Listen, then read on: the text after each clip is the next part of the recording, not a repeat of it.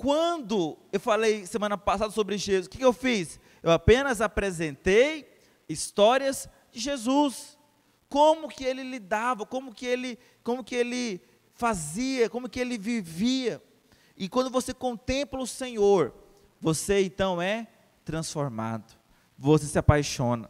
E eu quero hoje continuar falando de Jesus. Quantos querem ouvir falar de Jesus?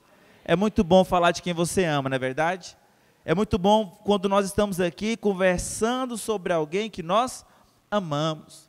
Quando as mamães estão conversando lá no pediatra, o que elas conversam? Sobre o filho.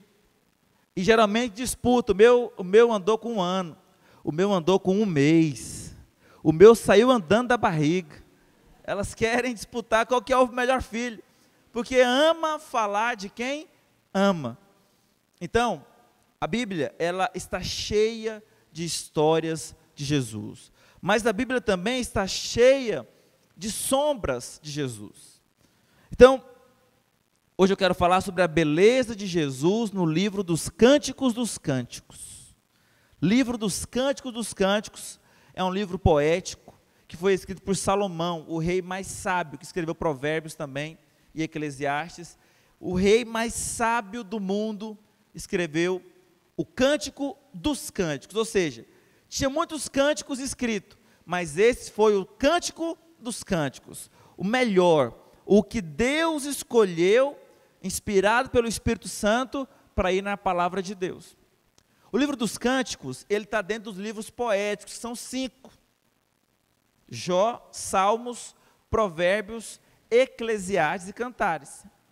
Antes dos livros poéticos, você vai ver que o Velho Testamento, ele é composto por quantos livros? Alguém sabe? Pode chutar. Quantos livros você acha que tem no Velho Testamento? Quase. 39. 39 livros. Os 5 primeiros são chamados de Pentateuco, ou a Torá. Depois vem 12 livros, que são os livros históricos. E aí vem os poéticos, que são 5. E depois tem mais 12 livros dos profetas. E depois mais profetas menores, maiores. E depois os outros livros são os profetas menores. Então fica 17 livros antes dos poéticos, 17 livros após os poéticos. E os poéticos estão no meio. Esses livros poéticos não estão na ordem cronológica. Eles estão ali no tempo em que os escritores estavam vivos nos livros históricos. Por que eu estou te falando isso? Nem está na minha palavra isso, só curiosidade. Mas o livro de Cantares é talvez o ápice de um relacionamento, de um romance na palavra de Deus. E no Velho Testamento é o único lugar que descreve o noivo, que descreve o amado, como ele é. No Novo Testamento também tem uma descrição de Jesus, lá em Apocalipse. Nos Evangelhos, em nenhum momento você vai ver uma descrição física de Jesus, só em Apocalipse. Talvez eu pregue semana que vem sobre a beleza de Jesus em Apocalipse, no fim dos tempos. Mas hoje eu quero falar sobre a descrição dele no livro de Cantares. E Cantares, se você nunca leu, ele é uma conversa entre Salomão e a Sulamita. Sulamita quer dizer literalmente o nome de Salomão no sexo feminino. Ou seja, é o mesmo nome de Salomão, mas no nome da noiva, Sulamita. Não é Salomé, o feminino de Salomão, é Sulamita. E aí, essa Sulamita, que era a noiva, a esposa de Salomão, a Bíblia diz que eles começam então uma conversa, um romance amoroso. E nós somos a noiva de Cristo, amém, irmãos? Cristo é o nosso noivo. Por que o nome é igual? Porque Deus se identifica com a sua noiva. Eu preguei sobre isso semana passada. Deus sempre se identificou com a sua igreja. Então, quando o nosso nome é o mesmo nome do Senhor, isso nos mostra a identificação. Deus quis se revelar de uma maneira íntima, próxima da sua igreja. Tanto que Salomão era um grande rei, talvez o rei mais próspero que já houve em Israel. Nunca houve rei tão rico como Salomão. A Bíblia diz que ele tinha paz no seu governo. E se você for observar bem, a Bíblia vai falar que, no livro de Cantares, que ele não se apresenta como rei. Ele se apresenta como um camponês, um pastor de ovelhas. Interessante, porque o nosso Senhor Jesus, também ele é rei do universo. Nunca houve um rei como o Senhor e nunca haverá. Ele era, ele é e ele há de vir. Mas quando ele veio se apresentar para sua noiva, como que ele se apresentou? Como um homem humilde, nascido lá na periferia de Jerusalém, Belém, lá em Belém, criado em Nazaré, nasceu numa manjedoura, aquele lugar que coloca ração para porco não, para boi, num lugar simples e humilde. O rei do universo se apresenta de uma maneira simples. Por quê? Para gerar uma identificação. Cristo foi tentado em todas as coisas. Cristo foi testado no deserto. Cristo foi humilhado. Cristo foi traído. Cristo foi caluniado. Tudo aquilo que nós também passamos. E tudo que ele passou, porque ele se identificou com você. Ô, irmão, não tem como não se apaixonar por Jesus. Então, meu alvo da pregação hoje é fazer você se apaixonar mais ainda por Jesus. Quantos querem se apaixonar mais ainda pelo nosso Senhor? Porque muitos têm dificuldade de apresentar o amor de Jesus para a igreja. Então, eles vêm aqui e trazem muitas normas, leis, regras. Faça isso, não faça aquilo. E aí você vem, entra e sai pior do que você chegou. Mas quando nós apresentamos Jesus, como está na palavra de Deus e o seu amor, você se apaixona por Ele. Então, o livro de Cantares é um livro cheio de emoções, cheio de romance. Eu sei que tem crente que não gosta de emoção, né? Ele fala, tem muita emoção na igreja. Nós não devíamos ter uma igreja emotiva. Olha, eu concordo com você, somos o povo da fé. Fé não é sentimento. Fé é uma crença. Amém, irmãos? Mas eu vou te falar, é impossível entrar na presença de Deus e não se emocionar. E não dar uns pulos. E não correr, igual na canção hoje aqui, né? Então eu correrei. Aí ninguém corria. E eu gritarei, o silêncio. Tem que gritar, tem que pular. Porque, às vezes, a presença de Deus ela é tão forte que você não consegue se controlar. Você não consegue, sabe, ficar sem chorar, sem sorrir, sem cair. Quando João viu o Senhor, ele caiu como morto. Quando Daniel viu o Senhor, ele caiu como morto. Porque existem expressões que você faz quando está na presença de Deus. Mas muito irmão chega aqui na hora do louvor, ele fica olhando para as luzes. Ele vai lá no banheiro 70 vezes. Ele bebe água, o que não bebeu uma semana inteira. E ele não consegue se conectar, se expressar. Ou ele está aqui às vezes olhando assim. Eu vou te falar algo, querido, com muito amor e carinho. É importante que você se derrame na presença de Deus. O louvor não é só para gastar tempo, não. O louvor é para você aquecer o seu coração, entrar na presença, no santo dos santos. Quantos foram abençoados no louvor hoje aqui?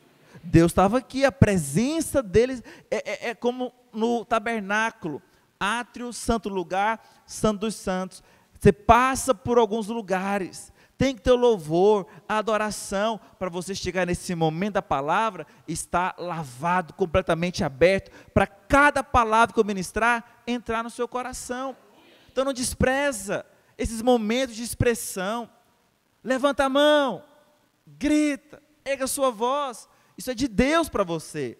Eu estou aqui como um pai, ou um irmão mais velho para falar, te mostrar, erga a sua voz. Isso é de Deus. Aí você fala, não, essa questão é mais para os jovens. Já estou velho. Aí você vai para o estádio de futebol, vê o seu time do coração, e lá você se esguela. libera muitos elogios para o juiz. Não é assim que acontece no estádio de futebol? Então, presta atenção, querido, você deveria se expressar sim, emocionalmente ao Senhor. Está com vontade de chorar? Chora, aqui é o lugar de chorar. Está com vontade de pular, de gritar? Faça isso. Eu gosto de pentecostais, porque eles se expressam muito, eles dão rodopio, eles dão glória. Nós devemos ser um pouquinho mais pentecostais. Amém? Eu amo os irmãos da Assembleia de Deus. Mas vamos ler a palavra do Senhor lá em Cântico. Eu não vou ler todo o livro, obviamente, mas é um livro muito rico. A Bíblia começa dizendo no versículo 1, livro dos Cantares, de Cantares, versículo 1, capítulo 1, versículo 1. Cântico dos Cânticos de Salomão. Olha o verso 2. Beija-me com os beijos da tua boca, porque melhor é o teu amor do que o vinho. Suave é o aroma dos teus ungüentos, como unguento derramado é o teu nome. Por isso as donzelas te amam. Então, quem começa falando aqui é a noiva do rei, do amado.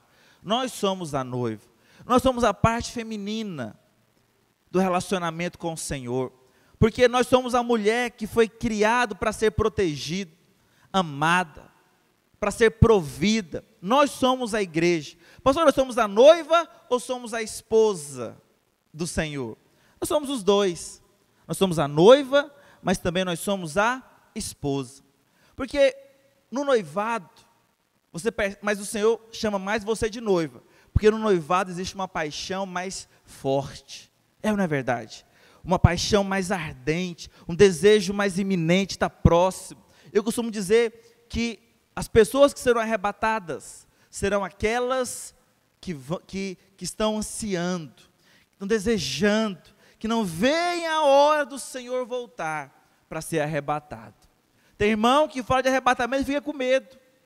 Ele fecha o coração, porque às vezes não está apaixonado, às vezes não é noiva, às vezes é aquela esposa bem antigona, que já acostumou, não queima mais de amor, não queima mais de paixão pelo seu amado, mas nós somos noiva do Senhor, devemos ansiar, nos apaixonar, desejar todos os dias a vinda dEle, desejar todos os dias para que Ele venha nos buscar. Esse é o papel da noiva, é querer o casamento. Se tem uma coisa que não segura mulher e homem em casa, é a paixão.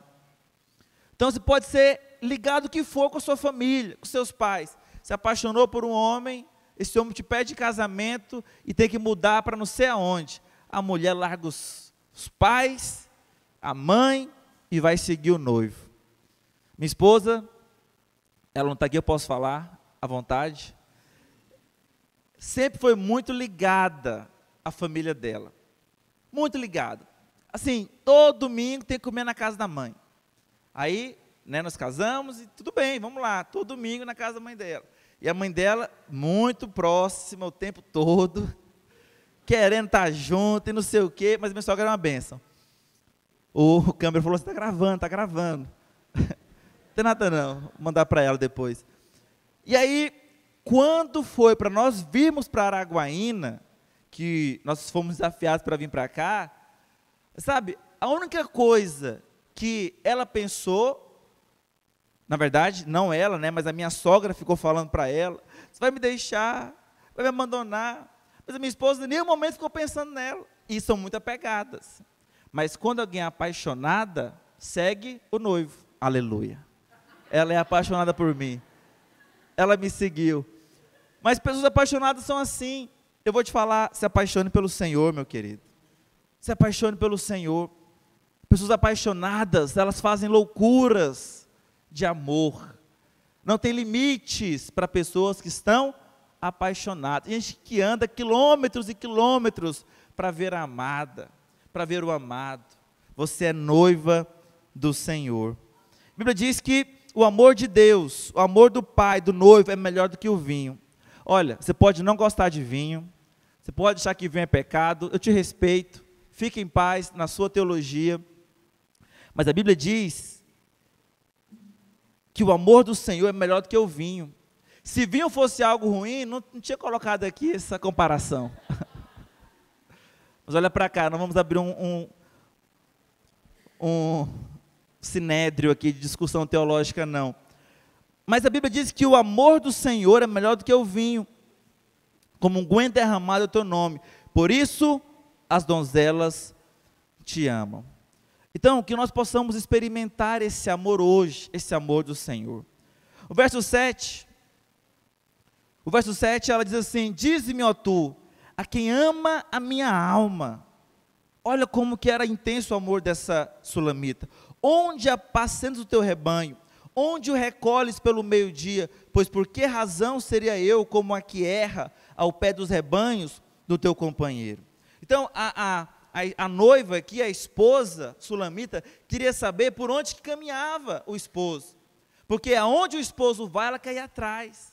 Onde você apacenta as suas ovelhas, o seu rebanho, onde que você deixa o seu rebanho ao meio-dia, porque o costume dos pastores em Israel era ao meio-dia, no sol mais quente, levar as suas ovelhas para debaixo da sombra da árvore, para que elas pudessem descansar e ser alimentadas. Ele é o nosso pastor, amém? E no dia mais quente, ele te leva para debaixo da árvore, para você descansar e se alimentar do Senhor. E a noiva queria saber onde ele estava, e ele diz: se tu não sabes, essa é a primeira vez que ele responde, Salomão, que é o Senhor Jesus aqui, se tu não sabes, ó mais formosa entre as mulheres, que elogio bacana, não existe outra mulher mais linda que você. Para o Senhor Jesus não existe mais ninguém belo do que a igreja dele, do que você. Ó mais formosa entre as mulheres, sai-te pelas pisadas das ovelhas e apacenta as tuas cabras junto às moradas dos pastores. Então o Senhor diz que ele habitava nas pisadas das ovelhas. Onde que é a pisada das ovelhas? É por onde ela anda. E aonde é que você anda? É na igreja, é na obra do Senhor, é fazendo a vontade de Deus. Então o noivo, ele se encontra aonde as ovelhas estão pisando. Aqui tem muitas pisadas de ovelha nesse prédio, porque você vive aqui todo domingo, está aqui buscando o Senhor, então o Senhor também está presente nesse lugar, amém, queridos? Então entenda algo, o Senhor, a primeira vez que ele abre a boca para falar com a noiva, ele libera esse elogio: ó mais bela de todas as mulheres. O Senhor te ama, mais do que você ama o Senhor Jesus te ama com laços de amor. Mas eu quero falar do capítulo 5, versículo 9, porque aqui nesse livro, tem 3 personagens, que é a sulamita, Salomão, e as filhas de Jerusalém, ou em algumas versões chama de coro, e aí a sulamita está procurando o seu noivo, e as filhas de Jerusalém perguntam a sulamita: o que é que tem de especial no seu amado? O que é que tem de especial no seu noivo? Está no verso 9, que é o teu amado mais do que o outro amado? Ó tu, a mais formosa entre as mulheres, que é o teu amado mais do que outro amado, que tanto nos conjuras? Essas filhas de Jerusalém, talvez não aponta para as pessoas não crentes, ou aqueles crentes que se esfriaram, que abandonaram o amor, que não estão mais envolvidos na igreja, aqueles que se desviaram, que saíram. Mas eu acho que eram pessoas que não conheciam o Senhor, que não eram crentes. Mas aí, ela faz uma pergunta muito chave: o que Jesus tem de especial para você? Por que o Senhor que você serve é tão mais amado, amável, melhor do que os outros aí? Muitos nos criticam e falam assim: o que tem de especial no cristianismo? Outras religiões também são boas. Você está preparado para responder essa pergunta? O que o seu amado tem de especial? Por que Jesus é tão especial? Então ela foi questionada, sulamita, e ela deu uma resposta para aquela mulher. Ela disse no verso 10: que é o que eu quero pregar hoje aqui para você, a descrição de Jesus no livro de Cantares. O meu amado é alvo e rosado, o mais distinguido entre 10.000.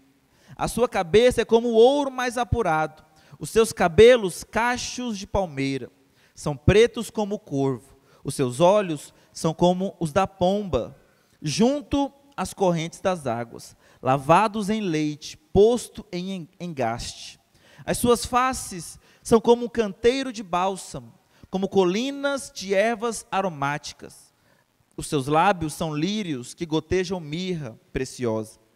As suas mãos, cilindro de ouro, embutido de jacintos. O seu ventre como alvo marfim, coberto de safiras. As suas pernas, colunas de mármore, assentados em base de ouro puro. O seu aspecto como o do Líbano, esbelto como os cedros. O seu falar é muitíssimo doce, sim, ele é totalmente desejável. Tal é o meu amado, tal é o meu esposo, ó filhas de Jerusalém. Aleluia. Essa é a descrição poética, linda, que a Sulamita faz do seu noivo. Mas essa é a descrição de Jesus, o nosso noivo, o nosso esposo, tal amado, tal é o meu amado, tal é o meu esposo. E ela fala aqui várias coisas. Eu não vou conseguir falar de todas, por causa do nosso tempo. Mas eu quero falar da maioria delas. Ela começa falando, o meu amado é alvo, alvo e rosado, e vale mais do que 10.000, o mais distinguido entre os 10.000. Lá em 2 Samuel, capítulo 18, verso 3, coloca para mim aqui, tem uma expressão parecida com essa, 10.000, que diz assim, respondeu porém o povo, não sairás porque se formos obrigados a fugir, não se importarão conosco, nem ainda que metade de nós morra, mas você, Davi, vales por 10.000 de nós, melhor será que da cidade nos preste socorro. Então Davi queria ir para a guerra, e o povo falou, não, é melhor morrer metade de nós, do que morrer você que é nosso rei, porque você vale mais que 10.000. 10.000 aqui é uma expressão comum usada na época, para se referir a todos. Você é mais importante que todos. Então eu quero te falar, Jesus sempre está acima de todos. Não queira igualar Jesus com os profetas. Não queira igualar Jesus com a lei. Uma vez Pedro quis fazer isso. Pedro, quando viu Jesus lá sendo transfigurado no monte, ele viu Moisés e viu Elias. O que ele falou? Vamos fazer, bom é estarmos aqui, vamos fazer para nós 3 tendas, uma para Moisés, uma para Elias e uma para Jesus. Ou seja, Pedro estava igualando Jesus com Elias e Moisés. Moisés aponta para quê? Para a lei. E Elias? Para os profetas. Na hora, o Senhor vem e fala numa alta voz, este é o meu filho amado, a ele ouvi. Não é para ouvir a lei, não é para ouvir os profetas, ouça ele, porque a lei e o profeta estão aqui para testificar que esse é o meu filho. Toda a lei e todos os profetas foram escritos para apontar Jesus, era a sombra de Jesus. Então Jesus vale muito mais que todos, vale muito mais que 10.000. Quando você olha para Cristo, ele não é um homem comum, ele é Deus, ele é o Filho de Deus que veio e se entregou por nós. Amém? E a palavra alvo aqui é branco, mas não é um branco qualquer, e não tem a ver com a cor dele física, até porque os judeus naquela época eram mais morenos mesmo, mas esse alvo aqui nos fala da sua pureza, Uma vez um pastor falou que Jesus, ele foi tentado no pecado, igual nós éramos. Ele falou assim, da mesma maneira que você olha para uma mulher e fica tentado, Jesus também foi.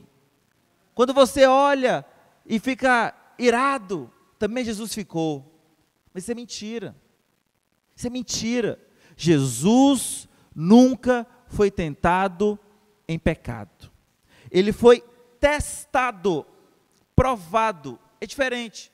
Essa prova é para mostrar a autenticidade de Cristo. É como eu entregar um ouro para você, você testificar que aquilo realmente é ouro, e não uma imitação de ouro. Mas não vou falar disso agora não. Eu quero que você entenda que ele é puro, puro. Nunca houve intenção de pecado em Jesus, porque o pecado, ele vem para nós segundo a nossa própria cobiça. Em Cristo não havia cobiça. Ele nunca teve que pedir desculpa por ter falado grosso com alguém. Ele nunca ficou magoado, chateado com alguém. Ele nunca teve a intenção errada, ou a motivação errada. Ele nunca cobiçou nada do próximo, porque ele era alvo mais que a neve, puro mais que a neve. Ele era alguém completamente Deus. Deus. E em Deus não há pecado. Em Deus não há erro. Em Deus não há nada para ser mudado. Esse é o nosso Deus que nós servimos. Amém, irmãos? Mas também ele era rosado. E a palavra rosado aqui no original, ele é Edom, que é a mesma raiz da palavra Adão. E Adão quer dizer literalmente vermelho. Sabia disso? Vermelho. Então essa palavra rosado aqui, ele é mais para vermelho, que é a palavra que significa Adão, que mostra também o lado homem de Jesus. Ele era alvo e rosado, porque da mesma forma que ele é Deus, ele também é o filho do homem. Ele veio como homem. Qualquer pastor que quer pregar que ele é menos Deus e menos homem, está entrando numa heresia. Porque ele é 100% Deus e ele é 100% homem. Porque se ele não é homem, como os gnósticos ensinam, ou algumas religiões, que ele era apenas um espírito, que veio para a terra para ensinar algumas coisas. Então, se ele era um espírito, ele não derramou sangue. Se ele não derramou sangue, o preço não foi pago. Se o preço não foi pago, você não foi salvo. E se você não foi salvo, você vai para o inferno. Você vê que a doutrina ela vai afunilando, e aí você fica sem escapatória. Ele era homem sim, nascido de mulher, nascido da Virgem Maria, cresceu, foi doutrinado, aprendeu a Torá, aprendeu assim, né? Ele que escreveu a Torá, mas estava lá na escola dos discípulos, estava lá com os fariseus, ele se tornou doutor da lei também, e ele foi crescendo. Ele também é homem, é o filho do homem. Então, querido, ele é plenamente Deus, mas também ele é plenamente homem. Amém? Esse é o nosso Senhor. A Bíblia também diz que a sua cabeça é como ouro. Verso 11, volta lá para Cantares 5:11.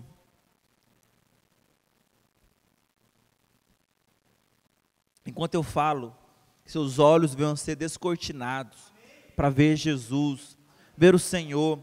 Enquanto você trabalha durante a semana, dirige o seu carro, cuida da sua casa, que você possa ver o Senhor, ver Jesus na sua vida.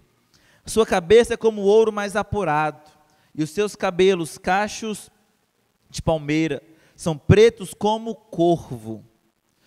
A Bíblia fala que a cabeça do Senhor era como ouro mais puro, mais puro. Então, ouro na Bíblia aponta para a glória de Deus. Ele é o cabeça da igreja. Ele é quem governa tudo. E o seu governo ele é cheio de majestade. Cheio de majestade. Tem um homem na Bíblia, Nabucodonosor, que teve um sonho.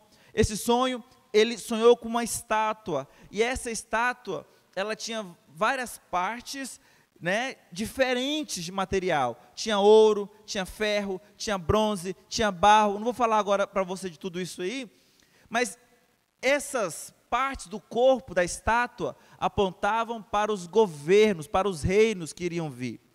E Daniel, ele interpreta para Nabucodonosor e fala, olha, a cabeça de ouro aponta para o seu governo. Porque o governo de Nabucodonosor foi um governo extraordinário. Foi um dos governos mais gloriosos que já existiu.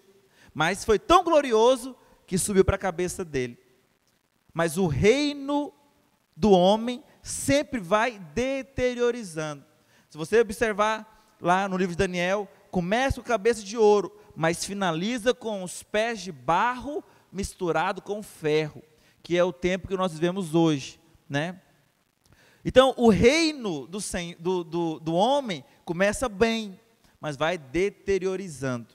Tanto é que a cada dia que passa as coisas ficam piores e piores. As guerras não acabam, né? A promiscuidade não acaba, famílias estão sendo destruídas, os governos são tudo estranho, com uma visão ideológica estranha. Então as coisas vão de mal a pior, e não vai melhorar, só quando a nova Jerusalém descer do céu.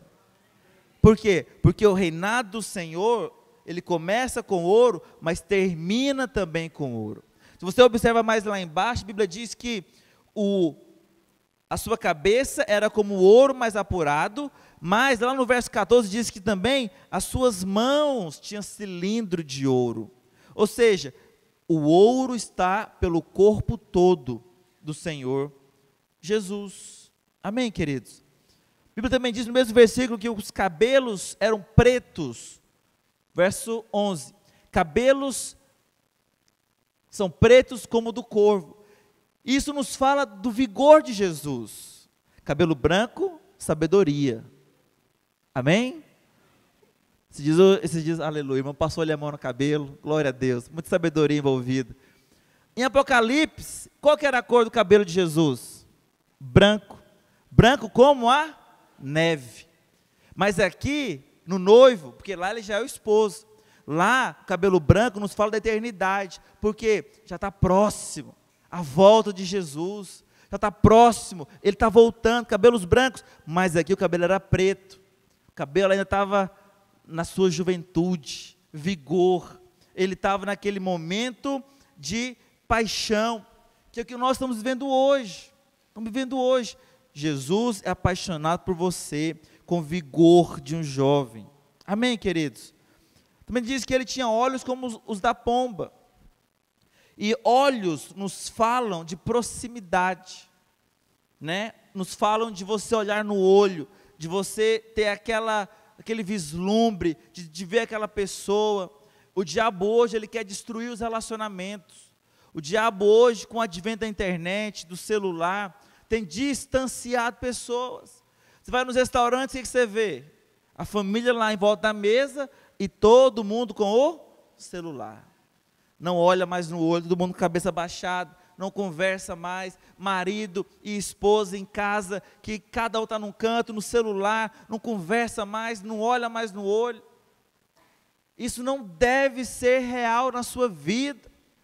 Quebra isso em nome de Jesus, não o celular, mas essa cultura, que não é de Deus. Muitos irmãos não vêm no culto presencial, porque hoje o que tem é transmissão ao vivo. Deve ter, mas tem que ter para aquele irmão que está viajando a trabalho, aquele irmão que está acamado, aquele irmão que não pôde vir por alguma necessidade da sua casa, mas o irmão não vem para o culto, porque é mais confortável da sua casa, está perdendo o relacionamento, está perdendo o olho no olho, está perdendo a vida da igreja. Tem coisas que você só recebe aqui, irmãos. Não dá para receber pela câmera, não. O ambiente, a Bíblia diz que uma das princípios elementares da fé é a imposição de mãos. Não dá para impor as mãos pela câmera. Tem que estar aqui no prédio. Por isso o culto é tão importante. E lá em Hebreus 10 diz, não deixemos de congregar. Não deixe congregar. Não falte o culto semana que vem. Amém? Mas os olhos aqui é do Senhor. É do Senhor. A pomba aponta para o Espírito Santo. A pomba é um animal incrível. Ela hoje não usa mais, mas nas guerras, na Primeira Guerra e outras guerras mais antigas, eles usavam a pomba, por isso que tem o nome pombo-correio, porque literalmente elas levavam recados a 100, 150 quilômetros de distância.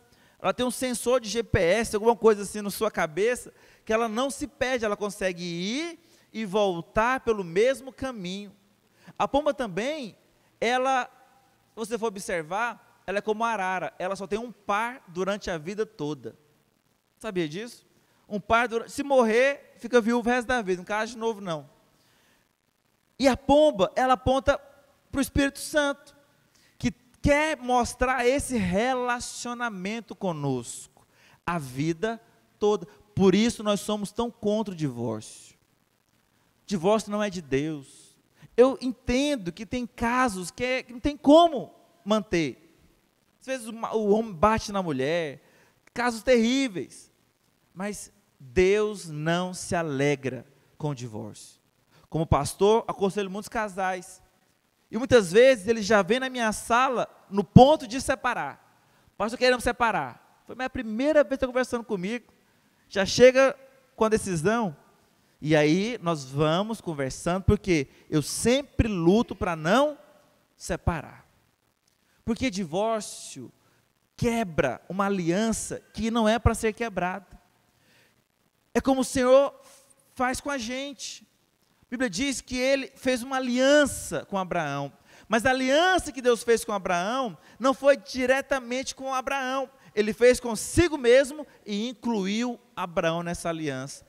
Deus fez uma aliança com Jesus lá na cruz e incluiu você. Então essa aliança, ela é inquebrável. Deus nunca vai te largar, nunca vai te deixar, mesmo que você traia o Senhor, mesmo que você se esfrie com o Senhor, Ele jamais vai te deixar. Em Hebreus capítulo 13 diz isso: eu jamais te deixarei, todavia jamais te abandonarei. Esse é o amor do Senhor por nós.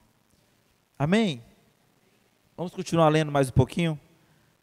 Também diz, verso 12: os seus olhos são como os da pombas, juntos às correntes das águas, lavado em leite, posto em engaste. Olha o verso 13: as suas faces são como canteiro de bálsamo, como colinas de ervas aromáticas, e os seus lábios são lírios que gotejam mirra preciosa. A Bíblia diz que a sua face é um canteiro de bálsamo. Olha o que está na palavra de Deus lá em Isaías 50, verso 6. Isaías 50, verso 6. Ofereci as costas aos que me feriam e as faces aos que me arrancavam os cabelos. Não escondi o rosto aos que me afrontavam e me cuspiam. O Senhor não escondeu a sua face. O Senhor não ficou fugindo. A Bíblia diz que Ele apresentou. E Isaías foi 700 anos antes de Cristo. E lá em Mateus 27, verso 30, diz assim: cuspindo nele, tomaram o caniço e davam-lhe com ele na cabeça. E ele tinha uma coroa de espinhos. Imagina, eles batiam com o caniço na cabeça de Jesus e os espinhos da coroa entravam no crânio de Jesus.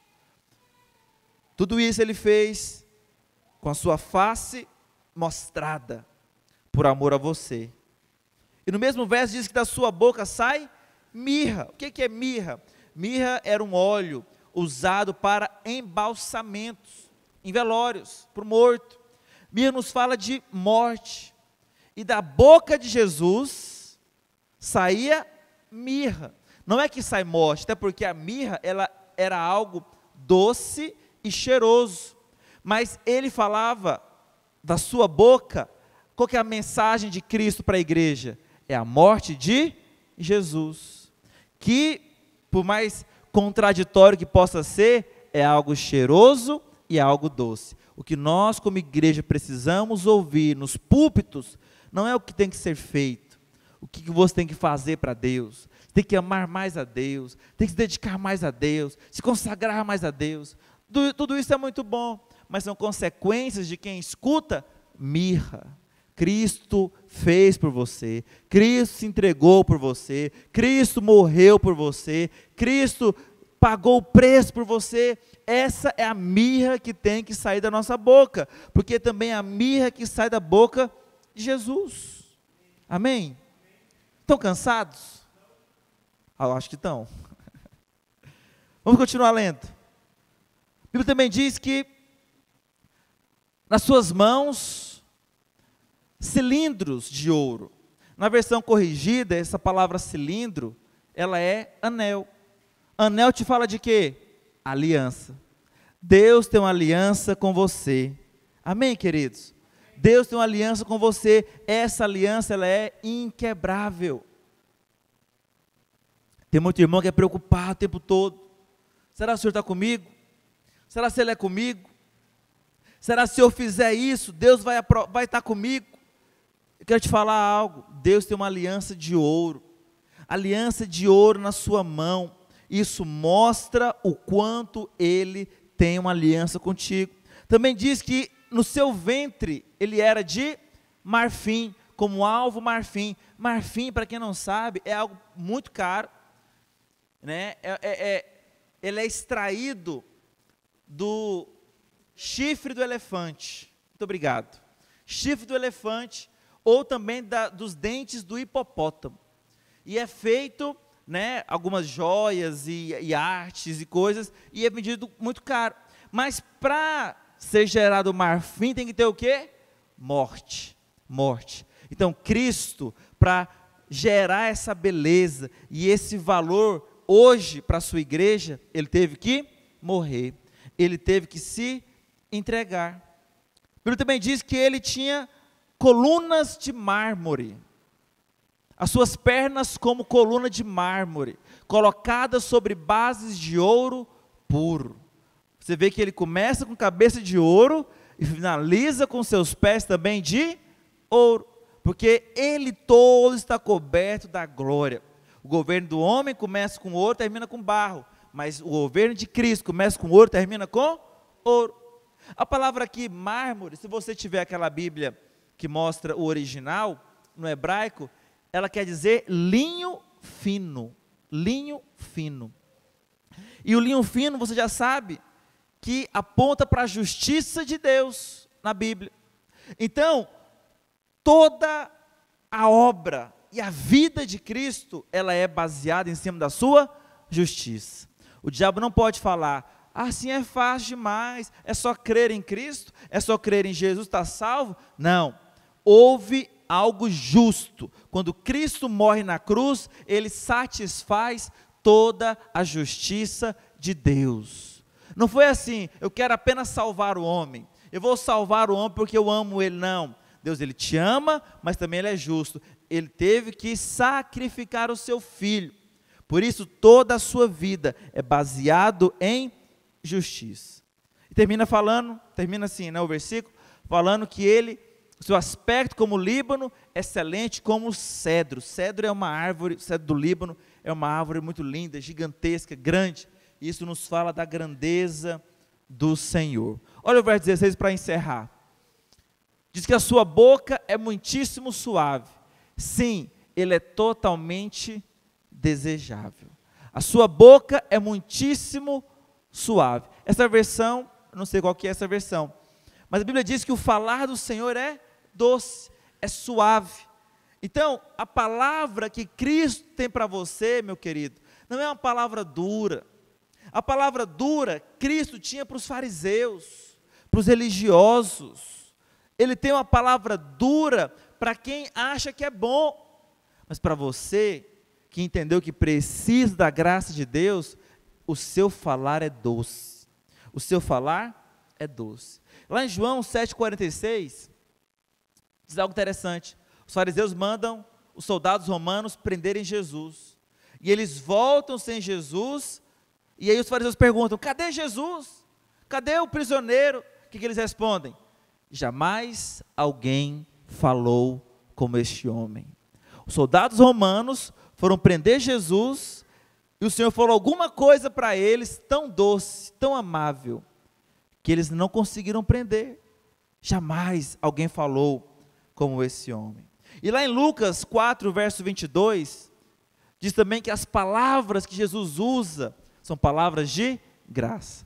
Todos lhe davam testemunho e se maravilhavam das palavras de graça que lhe saíam dos lábios.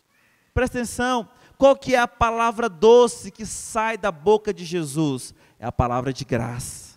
O Senhor não está aqui apontando o dedo para você, Ele não está aqui para acusar você, Ele está aqui, meu querido, para falar de uma palavra de graça para você. vezes você entra numa igreja angustiado, sem paz, e sai de lá pior do que você entrou. Mas quando você entra numa igreja que tem a palavra doce, uma palavra de graça, você recebe e sai de lá melhor do que você entrou. A descrição do Senhor é linda demais nesse livro. E você percebe que é uma aparente contradição em muitas coisas. Ele é alvo, mas tem o cabelo preto, como o do corvo.